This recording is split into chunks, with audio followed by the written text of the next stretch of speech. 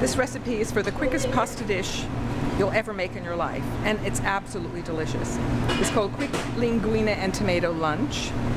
It cooks as the pasta's cooking, because the sauce is made simply out of the tomatoes that are boiled with the pasta, combined with the extra virgin olive oil and the Parmigiano or Grana Padano cheese on the plate, and a little bit of basil, and that's all.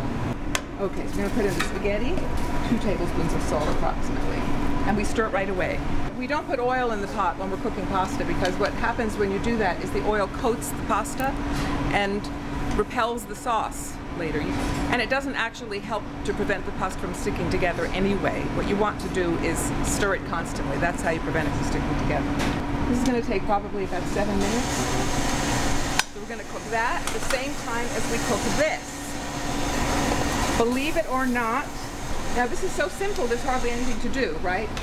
But that's the beauty of it. This recipe is from Calabria, where the cooking is very rustic, very simple. Great ingredients, which is everything in Italian cooking. What we want is very high quality Italian pasta. We're using canned tomatoes because this is winter. If it were summer and we had great tomatoes, we would use those. All we need to do is have our plate ready, the cheese grated, and we want to tear our basil. We have a few ingredients. They all have to be good because they're going to stand out. So we want to stir our pasta occasionally to prevent it from sticking together. You know, very often people make the mistake of draining off all the pasta water and tossing it till it's really dry, transferring it to a plate, and then they put their sauce on top. If you do that, you need a lot of sauce to cover the pasta. The best way to know whether the pasta is ready is to taste it. 1 minute. And I can tell it doesn't have enough salt.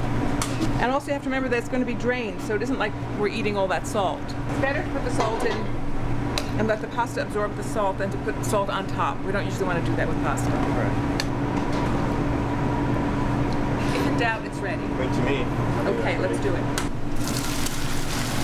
Now it's still quite moist when we drain it, so we want to just smash the tomatoes,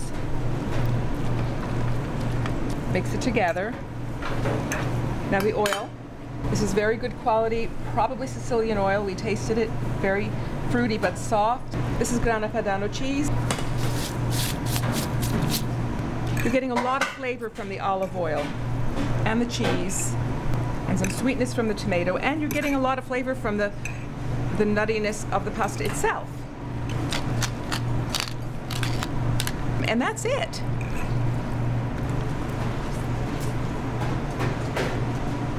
Simple. It's good. Yeah. Tasty olive oil comes out. Nice. That's it. And this recipe, by the way, was given to me by a woman whose name is Kathy Coluccio. It was a revelation to me.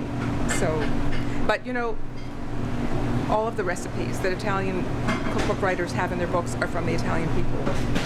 That's where we get them. That's where they come from. I mean, you may change them, they may be from your family, they may be yours, but essentially, you know, it comes from the tradition of Italian cooking.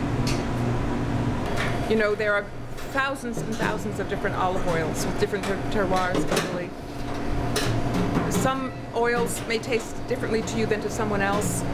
When you find one that you really like, you'll know, you'll keep buying that one. But you have different oils for different things. Some oils are much softer, some are more aggressive. Soft oils you want with fish and vegetables. Right. The more aggressive oils you use with meat or tomato sauces. So it depends on how you're using them. The Italians actually consider bitterness a good quality. Maybe it's a bit of an acquired taste, but remember that olive oil goes with food. Yeah. So it's always being combined with different foods. That's why it's important to use certain types of oils with certain types of foods. The reason for this book is that I have found that more and more as I go to Italy, travel in Italy, home cooking is becoming more and more uncommon, because in order to have home cooking, people have to be at home cooking it. And these days, women are in the workforce and people aren't at home the way they used to be. So who's cooking? The restaurants are cooking. Are the restaurants cooking nonna's recipes? Chefs who go to cooking school don't want to cook their grandmother's food. They want to make their own fabulous food. And I'm afraid that this kind of cooking is going to become extinct. This book is about these very simple recipes that you would probably not even find in a restaurant, but which are so good and really home cooking. You know, it's really a legacy. It's all about And I'm afraid of it being lost, quite honestly. It is about the ingredients, local ingredients, fresh ingredients, real ingredients, good olive oil, very simple. Well, and we're embracing that philosophy in this country. As they're starting to let it go, we're starting to embrace it. We're making our own cheeses. We're making our own olive oil in California. We've been making wine for years, but we're starting to really value those practices and those traditions.